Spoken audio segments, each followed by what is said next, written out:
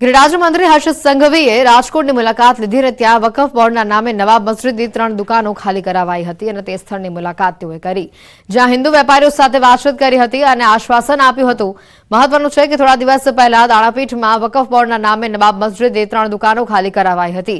3 હિન્દુ વેપારીઓની દુકાનોના સામાન બહાર ફેંકી બળજબરીપૂર્વક દુકાનોને ખાલી કરાવવામાં આવી હતી। વેપારીઓ દ્વારા એ ડિવિઝન પોલીસ સ્ટેશન ખાતે फारूक मुसाणी सहितना व्यक्तिओ विरुद्ध गुनो दाखल करायो छे અને જે બાદ પોલીસે फारूक मुसाणी सहित 9 વ્યક્તિઓની અટકાયત કરી છે। હિન્દુ મુસ્લિમ ધર્મના લોકોએ સાથે મળીને દુકાનમાં સામાન પરત મૂક્યો ત્યારે હર્ષ સંઘવે વેપારીઓ સાથે વાતચીત કરી સમસ્યા સાંભળી હતી। દાણાપીઠ વિસ્તારમાં જય જય श्री राम અને વંદે માતરમના નારા પણ लाग्या। જે બેઠકમાં સ્થાનિક ધારાસભ્ય રમેશ રટીલાળા, રાજ્યસભાના સાંસદ રામ મોકરિયા, ધારાસભ્ય ઉદય કાનગડ, ડોક્ટર દર્શિતા શાહ આ સહિતના લોકો હાજર રહ્યા હતા। રાજકોટના દાણાપીઠમાં ભાઈ રૂબરૂ આવ્યા, મને પાસે બોલાવીને પૂછ્યું કે આ બધું કેવી રીતે થયું એ બધી વિગત જણાવી। સાહેબે કીધું કે અમે બધા તમારી સાથે જ છીએ, ભવિષ્યમાં આવું કોણ ન થાય એના માટે અમે પૂરેપૂરી મહેનત કરશું।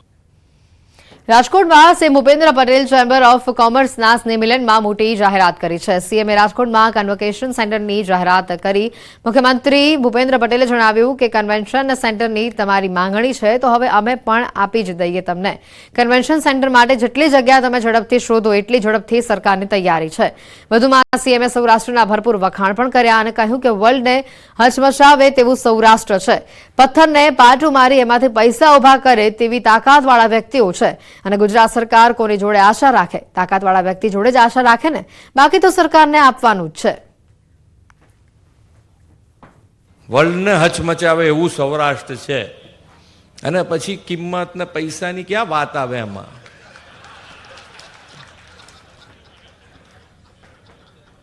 પથ્થરને પાટું મારે એમાંથી પૈસા ઉભા કરે એવી તાકાતવાળા વ્યક્તિઓ છે અને ગુજરાત સરકાર બી કોની જોડે તો આશા રાખે? તાકાતવાળા વ્યક્તિ જોડે જ આશા રાખે ને, બાકી તો આપવાનું જ છે સરકારને। તો જંત્રી વિશે સીએમએ ઉમેર્યું કે જંત્રી ભાવ વધે કે ન વધે, અત્યારે જે ભાવ છે તે મુજબ જ તમે જીઆઈડીસી બનાવી દો। જગ્યા શોધી લો અને જો જગ્યા હોય તો જીઆઈડીસી બોલાવી આપી પ્રોસેસ પણ પૂર્ણ કરાવી દો। વેપારી માણસ છો તો નુકસાનીમાં થોડું જવાય, ઝડપથી કામ પૂર્ણ કરી દો। જીઆઈડીસી અને જીઆઈડીસીમાં વિજયભાઈ એક અત્યારે કે જંત્રી તમે ના વધારવાના હોય તો જીઆઈડીસીની જંત્રી પ્રમાણે 100%, 125% અને 150% પ્રમાણે વ્યાજબી, નહીતર પાછી એ ઉપાધિ થશે। પણ તમ તાર અત્યારે હજુ તો વધારો ત્યારે થાય ના થાય ત્યાં સુધી અત્યારે તો જે ભાવ છે એ પ્રમાણે છે ને, તમે જીઆઈડીસી તો બનાવી દો। રાજકોટ જિલ્લાના ઉપરેડાના પ્રાસલામાં સ્વામી ધર્મબંધુજી મહારાજ પ્રેરિત 25મી રાષ્ટ્રકથા શિબિરનું આયોજન કરવામાં આવ્યું અને જેના સમાપનમાં સીએમ ભૂપેન્દ્ર પટેલ ઉપસ્થિત રહ્યા હતા, જેમાં સીએમ ભૂપેન્દ્ર પટેલે હિન્દીમાં લોકોને સંબોધિત કર્યા। પ્રાસલા ખાતે શિબિરમાં મુખ્યમંત્રી ગુજરાતીમાં સંબોધિત આપતા હતા ત્યારે વિદ્યાર્થીઓએ હિન્દીમાં બોલવાનું કહેતા મુખ્યમંત્રી હળવા મૂડમાં આવી ગયા હતા અને કહ્યું કે હિન્દીમાં બહુ બોલતો નથી પણ આજે હું હિન્દીમાં સમજાવવાનો પ્રયત્ન કરીશ। ત્યારબાદ હિન્દીમાં સ્પીચ આપી હતી, જેમાં મહારાષ્ટ્ર, ઝારખંડ સહિતના રાજ્યોમાંથી આવેલા મહાનુભાવ અને યુવાનો ઉપસ્થિત રહ્યા હતા। ठीक है, मैं थोड़ा बहुत कोशिश करता हूं मैं हिंदी में बोल सकूं, लेकिन आप सबका गुजरात की धरती पर मैं स्वागत करता हूं।